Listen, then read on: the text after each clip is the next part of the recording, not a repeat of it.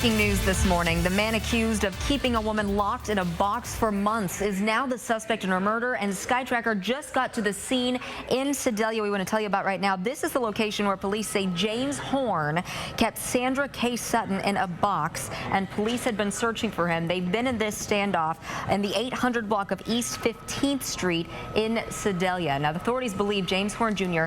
killed Sandra Sutton and her son in Clinton.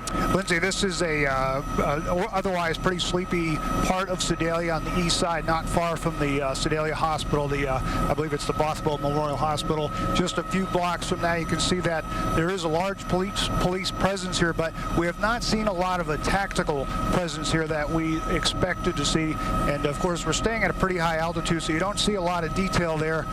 We're continuing to follow exactly what's going on the ground down there, but certainly a lot of activity, and like I said, not anything overly tactical as far as the police presence right now. Well, we do know right now, police believe that they have surrounded a house, or at least a couple of houses, where James Horn Jr. may be right now. They confirmed here at this point in this press conference that they did see someone on surveillance video walking from the car that had been taken from the scene of the crime in Clinton, right near those homes where they believe he may be.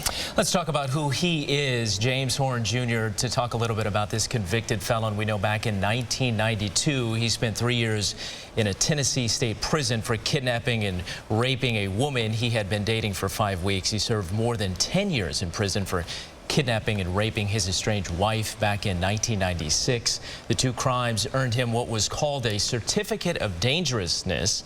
And that's a status that is issued with the federal court, and that allowed law enforcement to hold him in prison for 4 more years. And then more recently, back in 2011, he finished his sentence and then was transferred to supervised release by federal probation officers. And they say Sedalia police were responsible for watching him. And you sort of got an indication there, perhaps, of what we may be seeing as this investigation plays out, as the assistant chief of police basically saying, we don't know this, we don't know that at this particular time. They're trying to get their ducks in a row, figuring out what jurisdiction was responsible for keeping an eye on this person, who now is not only a suspect for a kidnapping, but also now a double murder. And the really sad thing is a lot of people concerned about this, the victims here, and we want to quickly show you these pictures, folks. This makes it so real.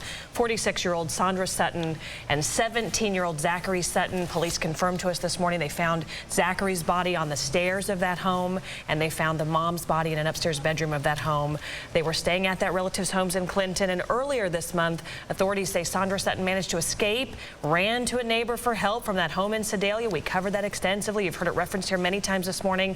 She told police Horn had kept her in that box for several months, and you heard just confirmed in that police press conference that she had said she felt she was safe and didn't want that police protection that is sometimes given to domestic abuse or some assault victims in many cases. We are standing right now just outside of the 800 block of East 15th Street in Sedalia, and we've been seeing some of these SWAT team members come in and out of this truck, and the call that they keep making over the bullhorn is, come out with your hands up. We're not going anywhere. So that would lead you to believe that, you know, maybe they think he is inside this home, and they've been walking around through the alleys, through different homes, and I'm trying to avoid taking pictures because it's very important that we don't give away their tactics and how they plan to approach the home. We were told that they are waiting for a search warrant. They cannot enter a home even if they believe a double murder suspect is inside without a warrant. Otherwise, everything in there is inadmissible when it comes time for trial and all the charges and everything that comes with that.